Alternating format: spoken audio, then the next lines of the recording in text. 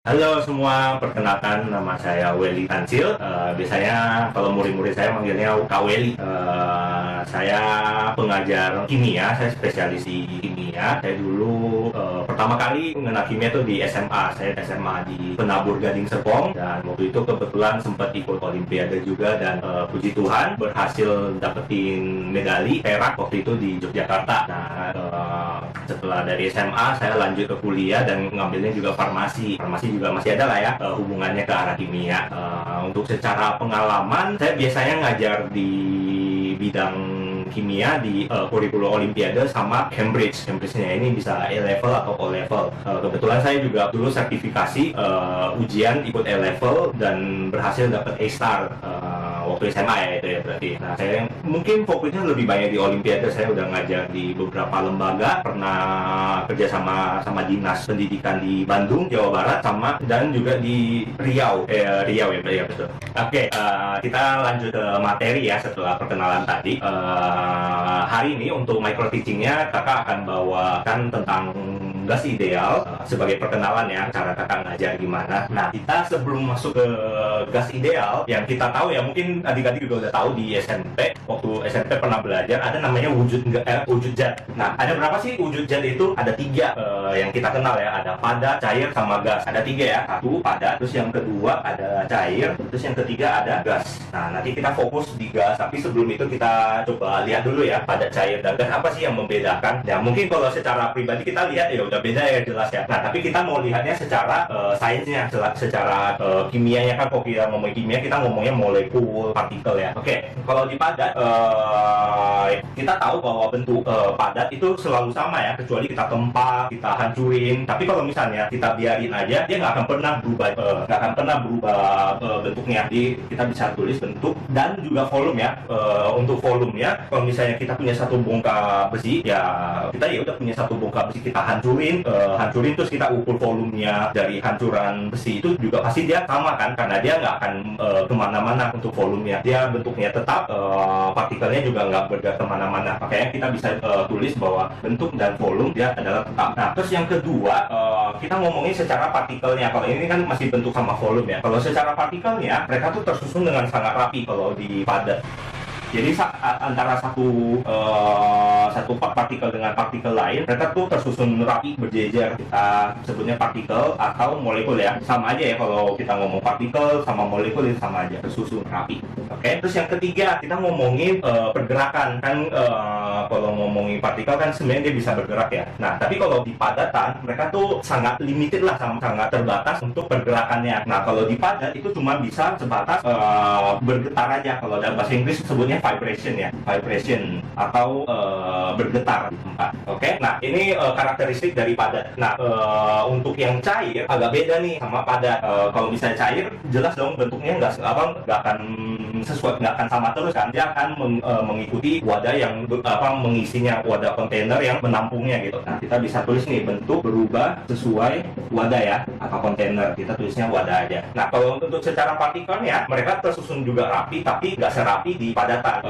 Kalau misalnya bahasanya mungkin lebih agak acak kali ya, partikel atau molekul tersusun agak acak kali ya bahasanya. Biasanya kalau bahasa Inggrisnya tuh kita sebutnya randomly arranged. Jadi dia agak acak penyusunannya, nggak kayak padatan tuh bener-bener titik gitu. Tapi kalau misalnya cair, dia bisa titik sini gitu. Itu bedanya ya untuk cair. Nah, untuk pergerakannya, mereka cair tuh masih pergerakan yang wujud cair tuh cukup oke. Dia bisa bergerak berpindah, tapi dia belum bebas, dia masih sangat terbatas. Jadi untuk pergerakannya terbatas, tapi sudah bisa berpindah. Nah, bedanya kalau yang di gas, yang ketiga ya, kita bahas yang ketiga, yang gas.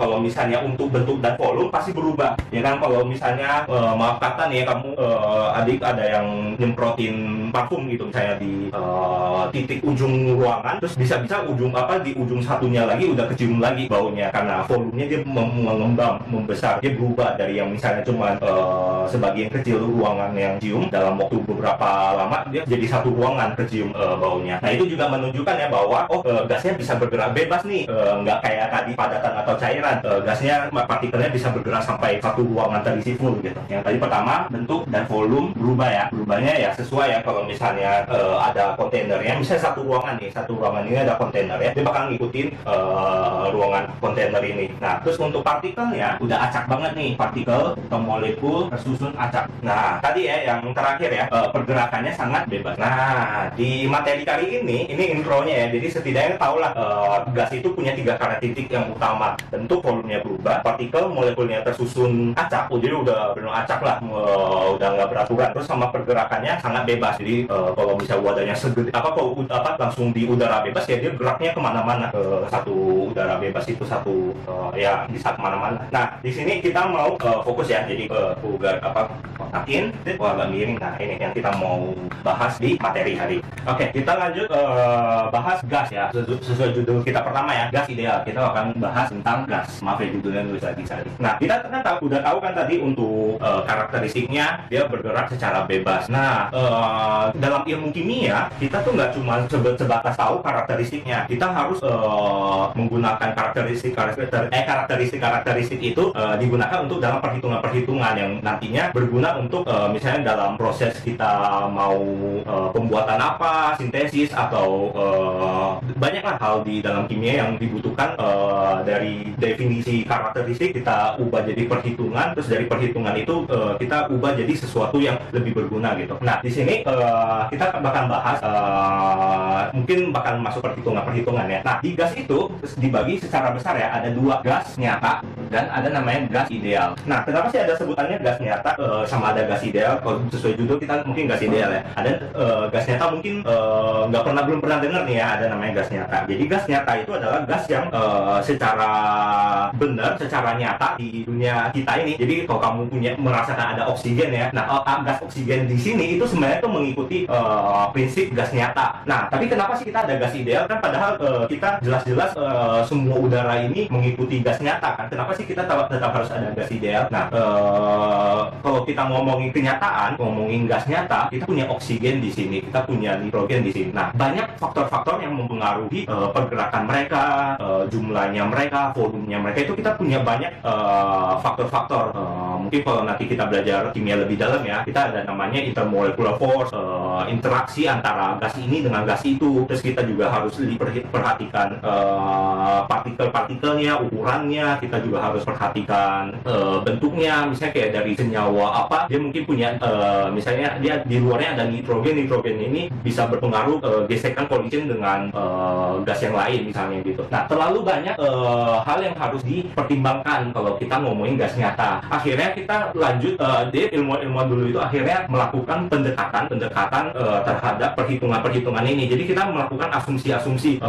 Bagaimana kalau kita asumsikan bahwa tidak ada ini, tidak ada itu, tidak ada ini. Akhirnya dari asumsi-asumsi itu terbentuklah suatu gas ideal. Gas ideal ini adalah pendekatan supaya kita bisa hitung kita bisa hitung dengan mudah, tapi nilainya nggak jauh-jauh beda gitu dengan yang secara aslinya. Nah, itu makanya akhirnya kita fokus di sini tuh lebih ke arah gas ideal, karena gas nyata itu terlalu banyak yang harus dipertimbangkan. Nah, kalau kamu nanti ceritanya cita-cita jadi seorang ilmuwan kimia ya, mungkin kamu bakalan menghitung menggunakan gas nyata. Tapi kalau misalnya kita di sekolah, uni, S1, bahkan S1 kita cuma fokus di gas ideal. Nah, apa sih yang membedakan gas ideal dan apa sih asumsi-asumsi yang ada kita pakai untuk gas ideal? Jadi ada sekitar 3 gas assumption. Wah, pakai bahasa Inggris. Assumption ya, ini perlu di kotak nih. Nah, ini penting kalau misalnya kamu ambil Cambridge, ambil Olim, kamu harus tahu apa yang menjadi asumsi-asumsi dari gas ideal ini. Nah, yang pertama, jadi kan kita tahu tadi ya, dia kan bergerak dengan bebas ya, yang benar-benar cuma awalnya partikelnya ada di satu tempat, dalam waktu beberapa lama dia bakal bergerak ke mengikuti satu ruangan kan. Nah, satu ruangan itu berarti kan jaraknya antar partikelnya jadi jauh kan. Nah, dengan jarak yang jauh akhirnya untuk volume molekul ya bisa kita abaikan. Diabaikan di sini tuh artinya kita nggak perhatiin lagi ya. Jadi kita hilangkan ini dari variabel kita. Jadi ceritanya kan antara misalnya kita punya gas nitrogen, kita punya gas oksigen, kita punya gas helium, itu kan bentuknya ukurannya beda-beda kan. Nah, ukurannya ini kalau misalnya kita hitung satu-satu kan kelamaan ya. Akhirnya kita bisa melakukan asumsi bahwa kita abaikan aja, karena sebenarnya jaraknya kan lumayan jauh-jauh kan satu partikel dengan partikel lain. Jadi bisa kita abaikan. Itu adalah asumsi yang pertama. Terus yang kedua ada asumsi bahwa kan tadi kakak juga udah sempat mention ya, udah sempat ngejelasin bahwa antara satu partikel dengan partikel lain itu sebenarnya bisa ada tarik menarik, kan mereka ada elektronnya ya, bisa tarik menarik atau dorong menorong gitu. Nah itu juga kita bisa abaikan. Jadi kita asumsikan bahwa oh nggak ada nih tarik menarik, karena kalau kita ada tarik menarik nanti pengaruh nih ke gas nyata. Oh ya, sebelumnya asumsi-asumsi ini adalah asumsi-asumsi yang nggak akan pengaruh terlalu banyak ya.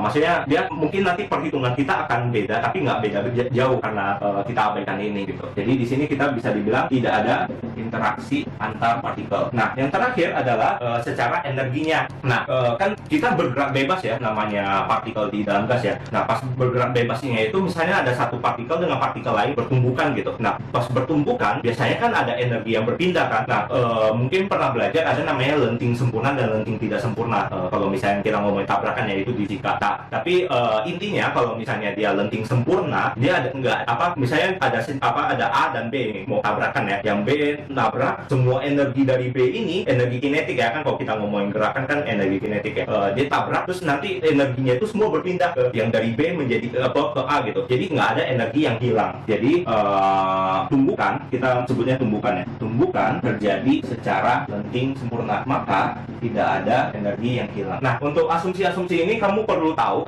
adik-adik perlu tahu, terutama yang kalau misalnya mau ambil Cambridge, mau ambil Olim, ini semua perlu tahu. Tapi kalau untuk secara perhitungan, kemungkinan besar kita nggak akan terlalu pakai untuk asumsi-asumsi ini. Tapi ini perlu diketahui untuk membedakan antara gas ideal sama gas nyata. Apa sih yang kenapa disebut gas ideal gitu. Next ya, kita lanjut ya. Tadi kan kita udah tahu nih, udah ngerti nih apa sih yang membedakan antara gas nyata sama gas ideal. Jadi next kalau misalnya kamu ketemu soal tentang gas ideal sama gas nyata, mungkin bahasanya beda ya. Kalau Cambridge kan mereka suka punya bahasa sendiri, kok Olim juga suka punya bahasa sendiri kan. Tapi setidaknya kalian ngerti konsep dasarnya, kalian ngerti kenapa disebut gas ideal, kenapa apa aja sih yang asumsi yang dipakai supaya gas kita bisa define bahwa oh senyawa ini mengikuti gas ideal gitu. Oke. Nah, next kita akan masuk ke perhitungan.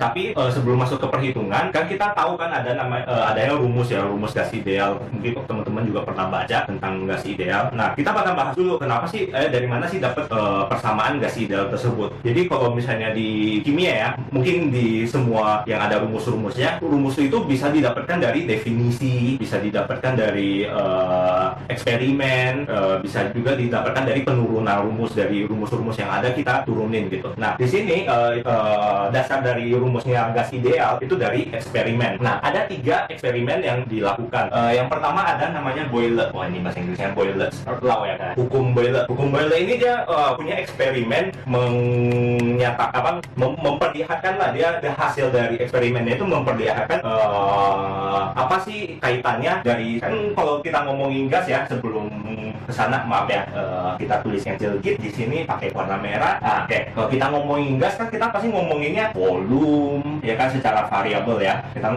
tahu ya gas punya volume. Terus kita juga tahu gas punya tekanan ya kan, ada namanya pressure, tekanan. Dan yang terakhir semua dipengaruhi oleh suhu, temperatur. Oke. Nah, tiga variabel ini, 3 satuan ini nanti kita bakalan sering ketemu ya di perhitungan-perhitungan. Nah, balik lagi ke Boyle's Law ya. Nah, Boyle's Law ini dia mau menunjukkan, dia dari eksperimennya dia mau menunjukkan apa sih keterkaitan dari antara volume dengan tekanan. Ya, kita pakai warna lain ya. Volume versus tekanan. Dibikinlah suatu eksperimen di mana suhu itu konstan. Dia bikin suhunya konstan.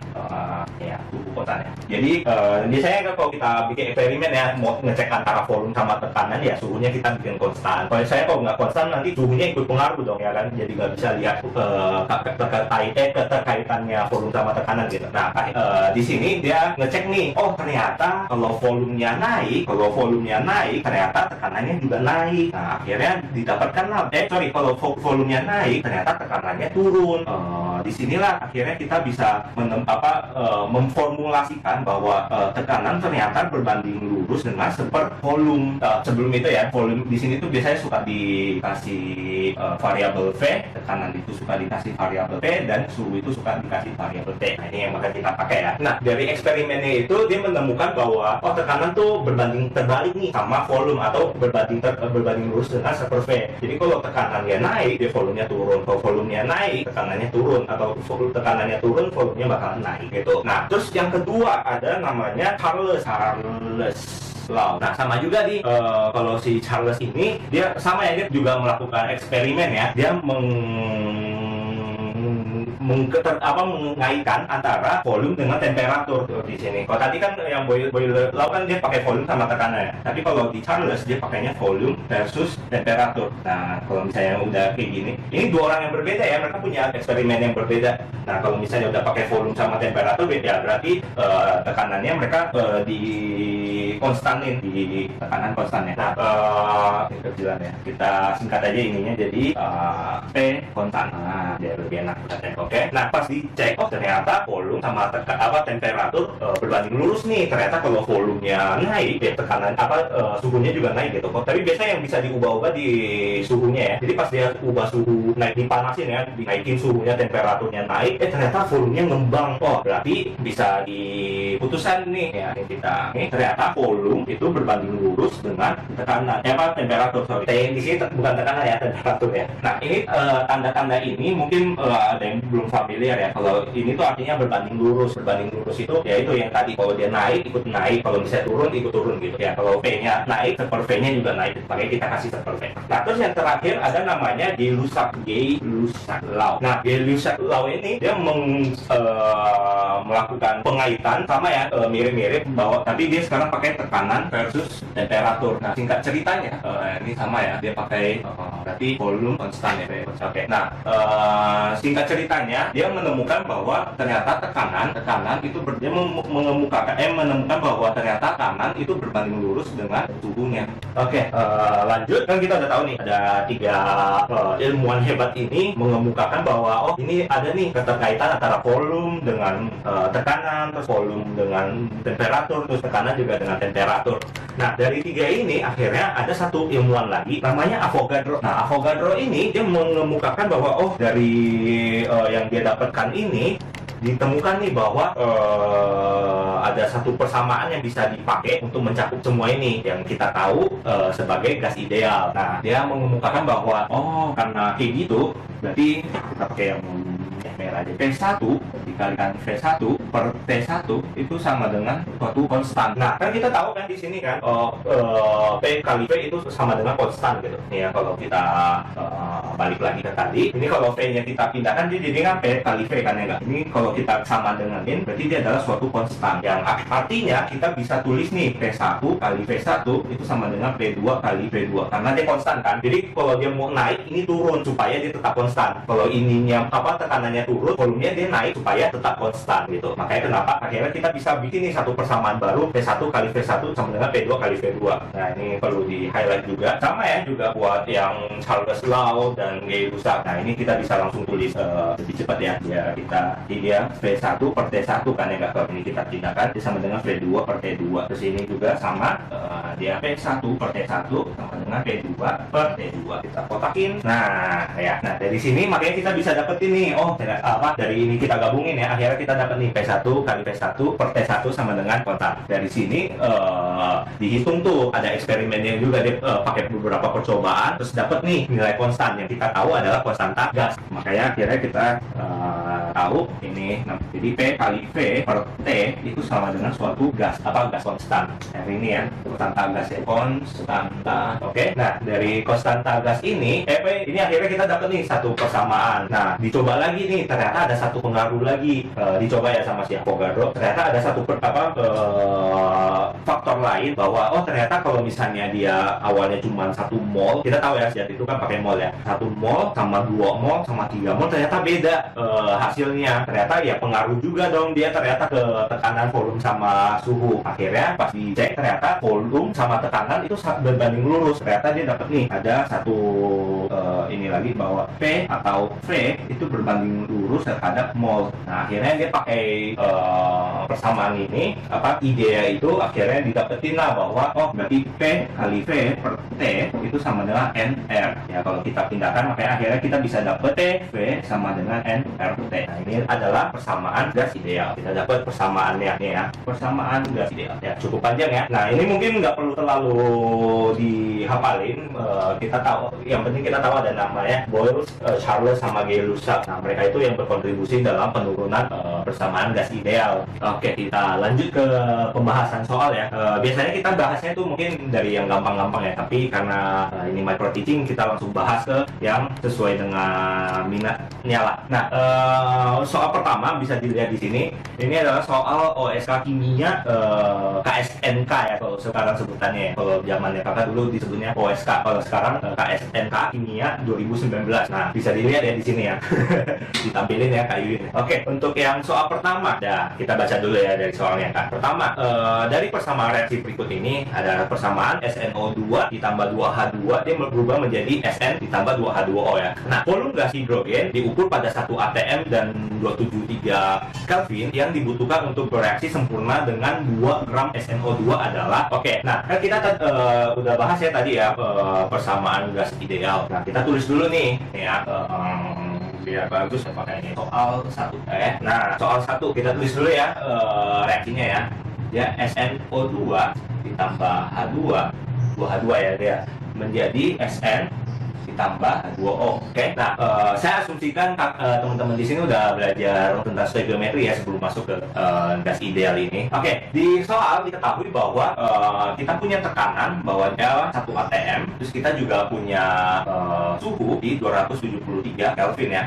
Nah, dan masanya SNO2, masa SNO2 dia adalah 2 gram ya. Kita simpan dulu data-data ini, kita kotakin ya. Nah, secara stoikiometri kan kita belajar ya ada namanya awal reaksi hasil ya secara kondisinya ada awal reaksi hasil kita tulis di sini ya awal reaksi hasil ini data-datanya. Nah, kalau kita tahu bahwa SNO2 itu awalnya dia di 2 gram kan ya enggak. Tapi kalau kita ngomongin stoikiometri kita nggak bisa dong pakai gram, kita harus ubah dulu menjadi mol kan ya enggak. Nah, ini bisa kita ubah dulu menjadi mol dari SNO2. Rumusnya adalah massa per mr kan ya enggak. Nah, biar kalian nggak terlalu perlu hitung, kakak kasih aja deh MR-nya langsung di sini ya. MR-nya SNO2 itu adalah sekitar 151 ya. Jadi masanya kita tahu dia 2 gram, terus MR-nya ini adalah 151 gram per mol.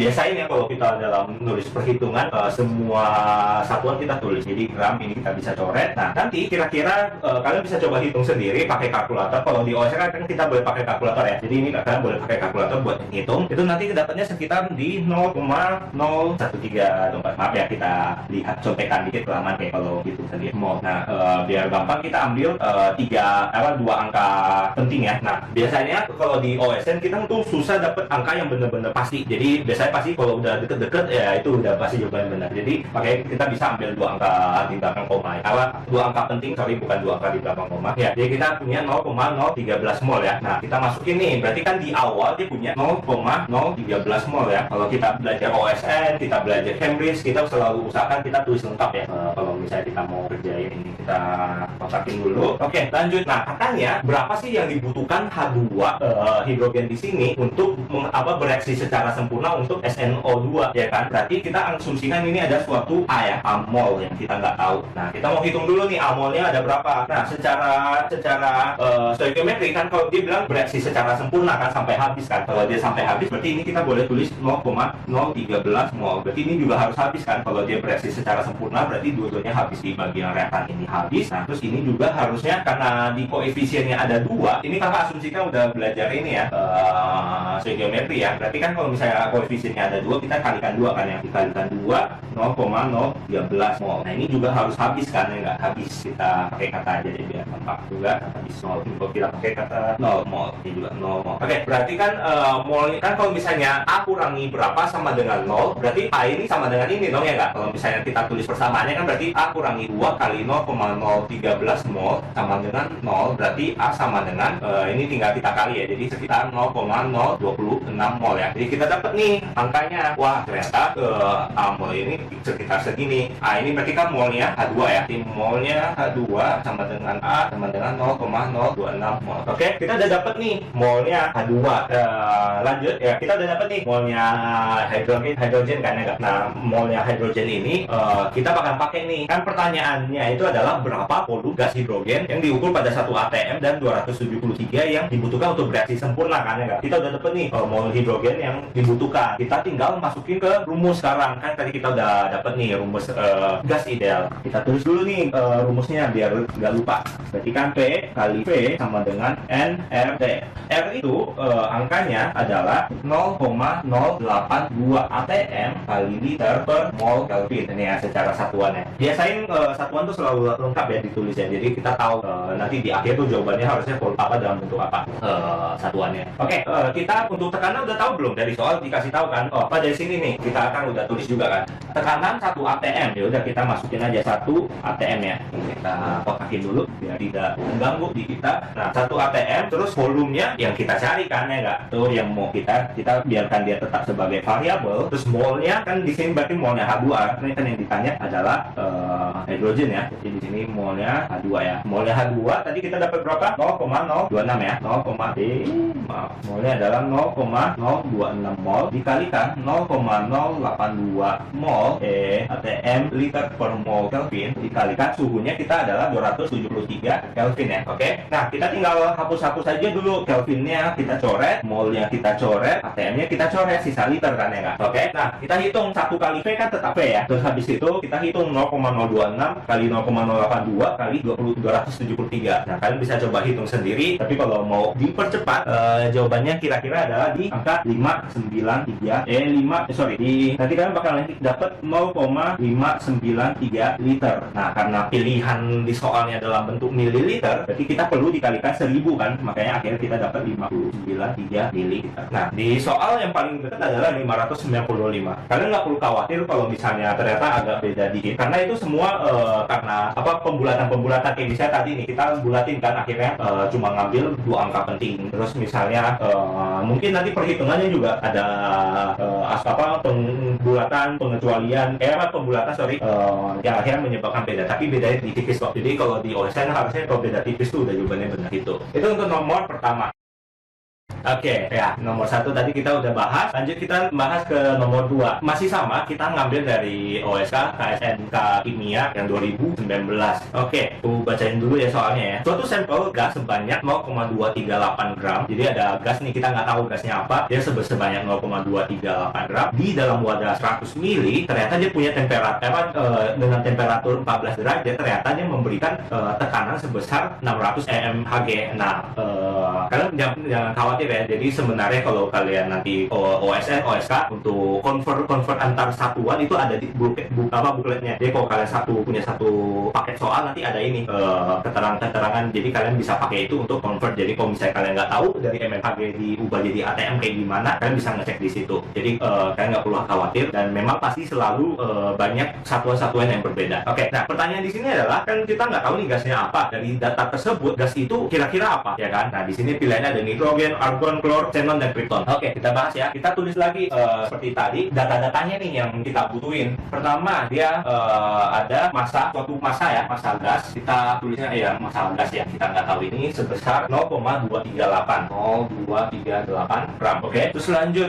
dia punya wadah nih, volumenya 100 mili. Terus kita lanjut lagi, ternyata temperaturnya itu 14 derajat dengan 14 derajat Celcius. Kita ubah ya. Ingat harus dalam bentuk Kelvin. Berarti ini juga kita harus ubah sih dalam bentuk liter ya. Berarti ini 0,1 liter. Nah, ini kalau ditambah 273, dia nanti dapatnya sekitar 287 Kelvin. Terus informasi terakhir adalah tekanannya 600 mmHg ya. Nah, kalau dari mmHg mau ubah jadi ATM, kita bisa bagi 760. 600 per 760. Ini udah bentuknya ATM ya. Ini kalau kita hitung berarti sekitar 0,7894. Kita bulatin ya jadi 0,79 ATM. Kalian bisa coba hitung sendiri ya. Ingat kalau OSK itu biasanya angkanya jelek-jelek, makanya kita pakai kalkulator nih. Kita kotakin dulu. Nah, ini data-data yang kita bakal butuhin. Nah, lanjut sekarang dia bilang gasnya itu apa sih gitu.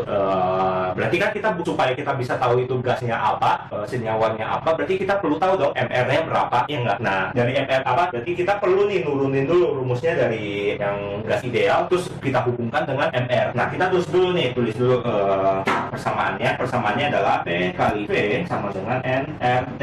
Nah, yang punya pengaruh langsung ke massa dan MR itu adalah mol kan. Kita tahu bahwa rumusnya kita tahu bahwa rumusnya mol itu sama dengan massa dibagi mR kan ya nggak? Nah, ini bisa kita pakai nih, kita kotakin dulu, kita masukin ke sini. Berarti kan kalau misalnya kita masukin jadinya P kali V sama dengan massa per mR dikali R kali T kan ya nggak? Gitu kan? Nah, yang kita mau cari kan mR-nya nih. Ya udah kita keluarin nih mR-nya. mR itu sama dengan kalau kita pindah ruas kan jadinya nRT per P kali P ya gitu. Ini kita kotakin. Ya sudah, dari ini kita pindah ke sebelah ya. Jadi kita tulisin lagi kembali mR itu sama dengan mRT per PV ya kan. Nah, data-datanya kan kita udah ada semua ya. Kita masukin nih masanya. Yang pertama 0,238 gram. Nah, R-nya tadi kan berapa? 0,082 gram ATM liter per mol Kelvin. Terus dikali suhunya berapa? 287. Oke, kita bagi PV. PV-nya apa? P-nya 0,79 ATM. V-nya berapa? 0,1 liter. Nah, enak kan kalau misalnya udah ditulis satuannya semua, tinggal kita coret-coret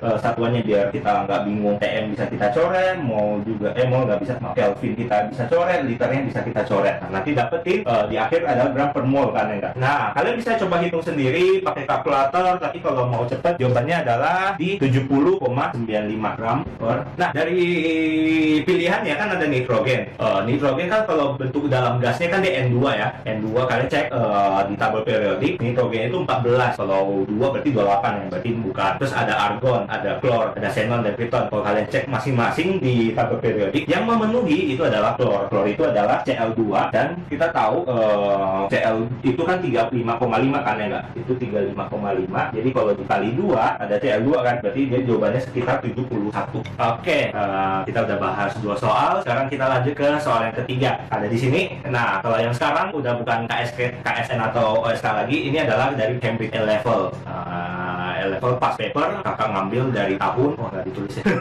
Lupa ya, ini pokoknya adalah nanti ditampilin di sini, kakak tulisin ambil dari tahun berapa. Jadi ini A-Level ya, Cambridge ya. Oke, kita coba baca soalnya dulu. Ada flask E contains 5 dm3 of helium at 12 kilopascal pressure. Flask R, ada 2 flask nih ceritanya, flask E dan flask R ya. Contains 10 decimeter cubic of neon at 6 kilopascal pressure. If the flask are connected at constant temperature, what is the final pressure? Nah, oke, ngerti ya kira-kira ya. Jadi ceritanya ada flask E dan flask R. Nah, biar lebih gampang mencernanya, kakak gambarin ya. Ada 2 flask, anggaplah flasknya kotak aja ya. Nah, flasknya ini terkoneksi sama ada flask yang lain. Anggaplah kayak gini, ada 2 flask ya. Ceritanya ini flask E, ini ada flask R. Jadi flask itu kayak ya wadah lah, wadah. Nah, terus yang pertama king ini adalah 5. Kita tahu dia 5 dm3. Terus kita juga tahu bahwa dia 2 kilopascal, 12 kilopascal ya. Dia bentuknya adalah helium. Terus yang di R dia tuh 10 decimeter pangkat 3 decimeter kubik dan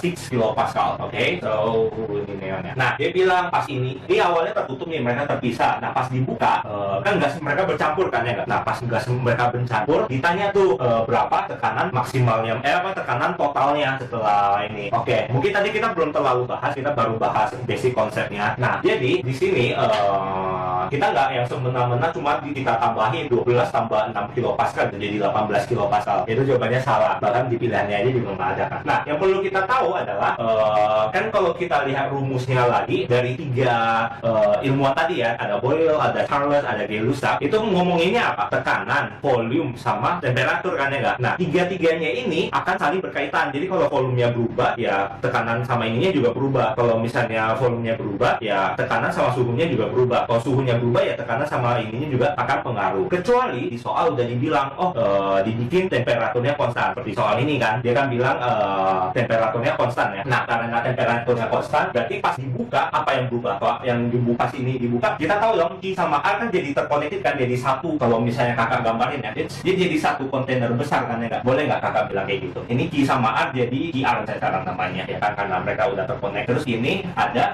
jadinya karena terbuka, jadinya ada 15 kan ya nggak, dm pangkat 3. Terus di sini ada gas neon, ada gas helium. Gitu kan? Logikanya kan gitu ya. Logikanya kalau dibuka mereka jadi volumenya berubah, bertambah karena gasnya yang di R neon ini bakal masuk ke sini dan yang di helium juga bakal masuk ke R. Oke? Nah berarti kan yang berubah adalah volumenya kan ya. Kalau volumenya berubah pasti tekanannya juga berubah. Jadi nggak mungkin dia masih 12 dan 6 terus atau dijumlahkan gitu. Mereka pasti berubah. Nah yang nggak berubah itu hanya mol. Mol bakalan tetap karena mereka nggak bereaksi ya. Nggak ada di soalnya dia nggak bilang bereaksi, berarti dia nggak akan nggak ada reaksi yang terjadi. Kalau reaksinya nggak terjadi berarti nggak ada perubahan mol. Mol itu hanya bisa berubah kalau misalnya kita keluarin. Kan nggak mungkin dong kita keluarin ya. Tapi paling bisa ubah tuh kalau keluarin atau kalau misalnya terjadi reaksi. Selebihnya berarti molnya konstan tetap. Nah maka dari itu sebelum kita buka flashnya kita hitung dulu nih masing-masing molnya berapa. Mol dari He di sini kita hitung dulu ya. Kita pakai hitam aja deh. Mol dari He kita bisa hitung dong.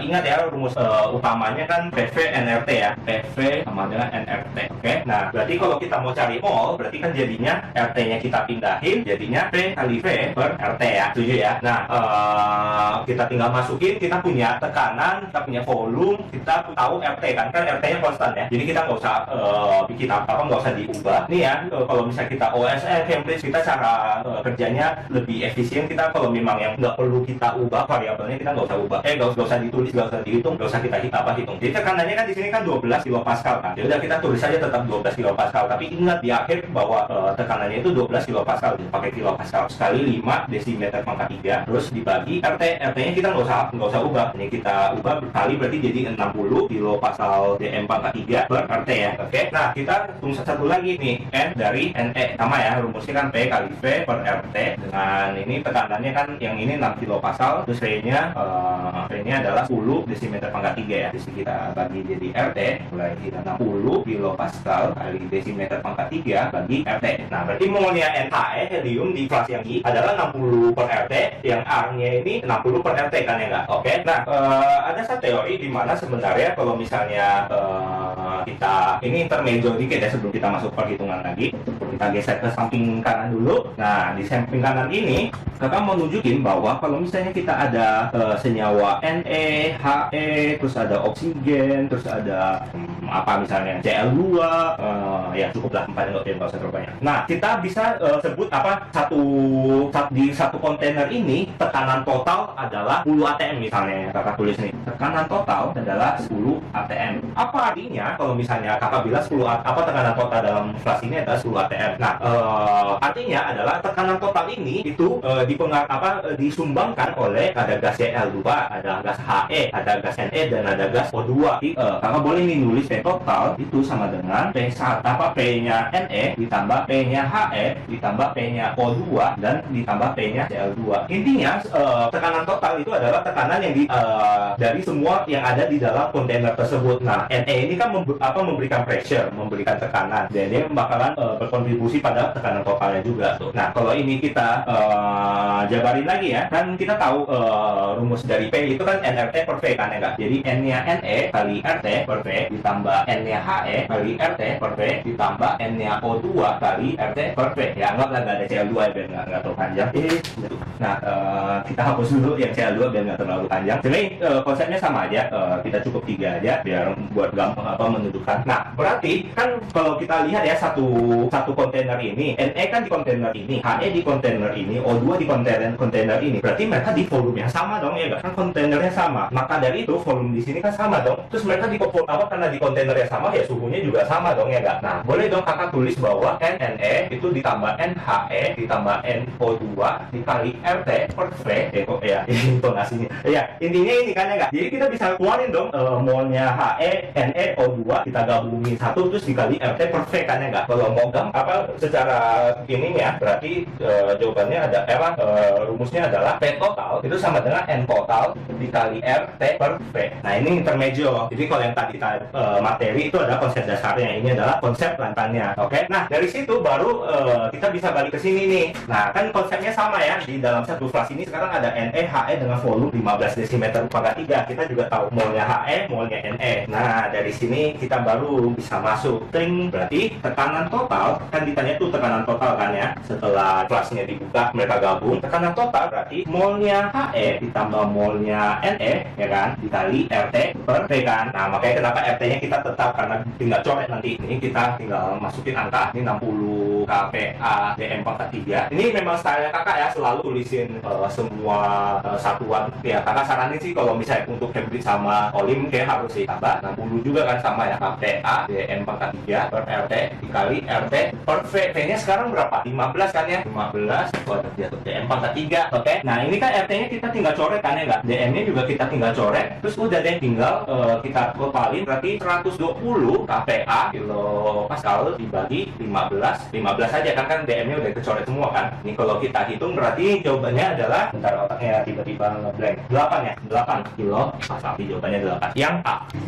Nah, oke, ya tadi kita udah bahas mengenai soal Cambridge. Nah, lanjut ke soal yang berikutnya, soal keempat, kita bahas tentang UTBK. Nah, ya biasa karena memang spesialisnya kok gak Olim, Cambridge atau UTBK. Oke, kita coba baca dulu ya soalnya. Ini mirip-mirip sih sama soal nomor 3 tadi. Campuran gas ada HE, NE, dan AR memiliki tekanan total 1 atm. Nah, itu ya tadi kita juga baru bahas. Jika dalam campuran tersebut terdapat 2 mol gas HE dengan tekanan parsial 0,5 atm, jumlah seluruh gas dalam campuran tersebut adalah, nah itu. Oke, jadi intinya dia ada satu wadah, dia ada HE, NE, dan AR. Terus total tekanannya ternyata cuma total tekanannya ternyata 1 atm. Nah, terus kalau misalnya ternyata HE-nya 2 mol, terus parsialnya, oh ya, yang tekanan masing-masing. Jadi kalau misalnya kalian jangan bingung ya, ada sebutan tekanan parsial ya. Kalau misalnya dalam satu wadah ada beberapa gas, terus kita ngecek salah satunya tekanannya berapa, itu namanya tekanan parsial. Parsial ya intinya dia satu dari banyak ya. Nah, ya intinya di soalnya dia nanya nih, kalau misalnya ternyata HE itu 2 mol, tekanan parsialnya 0,5 atm, berarti mol sisanya ada berapa gitu. Oke, ya kita tinggal hitung, kita gambarin dulu ya coba ya. Dia berarti ada plus, nih ada plus, ada apa aja tadi, HE, NE, AR ya. HE, NE, dan AR ya. Oke, nah ternyata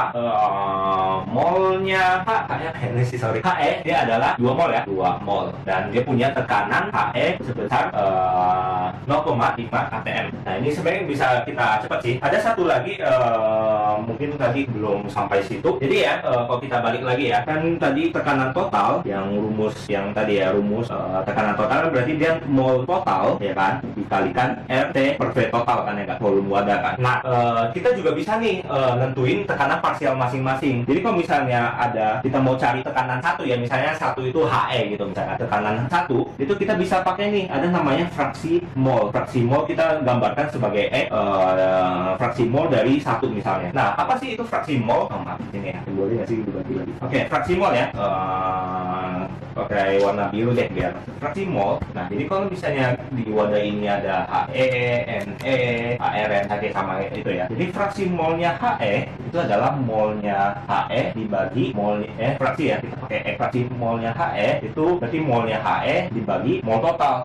Mol NE plus mol AR tuh ya. Fraksi ya, fraksi itu kayak persen tapi desimal, itu adalah fraksi. Nah, kalau kita mau cari tekanan parsial, itu sebenarnya kita tinggal ini aja sih, fraksi mol itu dikalikan tekanan total. Oke, nah dengan begitu kan kita tahu nih sekarang nih, dalam satu wadah ini tekanan parsialnya HE 0,5, molnya 2 mol. Boleh dong kakak tulis persamaannya kayak gini, coba ya. Tekanan HE itu adalah fraksi mol HE dikali tekanan total. Oke, kita tahu ya di sini ya, tekanan totalnya adalah 1 atm ya, tadi udah disebut di soal. Nah, dengan persamaan ini kita tinggal masukin aja deh tekanan HE berapa, 0,5 atm ya. Terus fraksi mol HE kan tinggal mol HE per mol total kan ya nggak. Nah, yang di soal ditanya kan sebenarnya adalah jumlah seluruh gas kan ya nggak, mol totalnya dong ya nggak, dikalikan tekanan total, ada ya which is ini ya 1 atm. Nah, tinggal kita bagian apa, dikeluarin aja ya, mol total itu sama dengan mol HE kali 1 per 0,5 atm kan ya nggak, atm yang kita coret. Berarti tinggal mol HE itu kan berapa tadi, 0,5 kan, 0,5 mol HE 2 mol ya, berarti tinggal 2 mol per 0,5, berarti kalau adalah 4 mol. Udah deh, kita dapat jawabannya. Oke, next soal terakhir untuk sesi micro teaching hari ini. Bisa dilihat ya, ini masih tentang UTBK, ngambil dari yang 2022 kemarin terakhir, Teknik yang tadi juga sama ya. Oke, di soal kita baca dulu ya. Berikut merupakan persamaan reaksi pembentukan gas SO3, SO2 tambah O2 menjadi SO3. Nah, ingat ya, mungkin tadi kita nomor 1 nggak terlalu bahas, tapi kalau misalnya kita lihat persamaan reaksi, selalu dicek dulu ya reaksinya udah setara apa belum. Nanti kita bakal ngecek lanjut dulu soalnya. Jika gas oksigen yang digunakan adalah sebanyak 12 liter, maka volume gas SO3 yang dihasilkan adalah ini macam. Oke, ya intinya adalah dia mau tahu nih SO3 dihasilkan dari SO2 12 liter ini berapa. Oke, nah kita bisa pakai konsep stoichiometry lagi kayak tadi. Tapi sebelumnya kita harus pastikan bahwa persamaannya udah setara lah. Kalau nggak setara nanti bahaya, di belakang-belakang pasti salah. SO2 ya, sorry, SO2 gas ditambah O2 gas jadi SO3 gas. Oke, nah kita setarain dulu ya. Anggaplah kalian udah pernah belajar.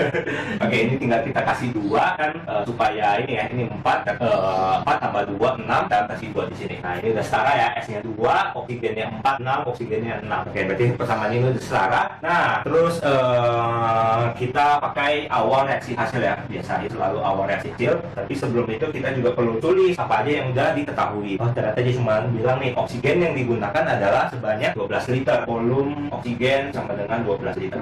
Oke, nah sebenarnya ya kalau misalnya soalnya kayak gini, dia kan ceritanya tanya apa diketahui berapa liter dan dihasilkan berapa liter kan yang ditanyain ya. Nah kita sebenarnya bisa langsung pakai liter nih, karena kalau misalnya kita cek lagi ke rumus gas ideal, kalau untuk reaksi kan ingat ya, yang bisa merubah mol itu kan kalau nggak kita keluarin sendiri ya reaksi, harus ada reaksi. Karena ini ceritanya reaksi dan terjadi perubahan volume, kita bisa pakai nih karena volume sama mol ini menjadi sebagai kayak saling berkaitan lah. Volumenya naik berarti ada mol yang bertambah. Jadi kalau volume molnya ada yang berkurang, pasti volumenya ikut berkurang gitu ya. Jadi sebenarnya kita bisa langsung aja sih, ini kan 12 liter ya. Nah katanya kan berapa gas SO3 dari bahasanya ya, berapa gas SO3 yang bisa dihasilkan dari 12 liter. Berarti 12 liternya harus habis dong ya, enggak? Kan berapa yang bisa dihasilkan dari 12 kan? Berarti ini harus habis, kondisinya habis. Berarti ini ketambahan. Ingat ada variabel, berarti harus dikalikan 2 ya, 12 liter. Berarti ini jawabannya ada 24 liter gitu deh. Wah makin cepet nih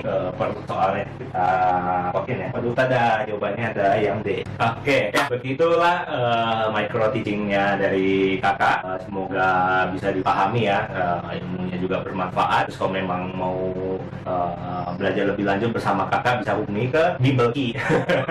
Nah ya materi gas ideal begitu. Terus memang kakak fokusnya di bagian olimpiade, Cambridge sama UTBK. Kalau memang ada request lain misalnya SAT atau ada internasional yang lain, atau mungkin mau belajar apa, itu juga bisa hubungi kakak. Tipsnya dari kakak untuk dari yang apa kita udah belajar, banyak kerja soal.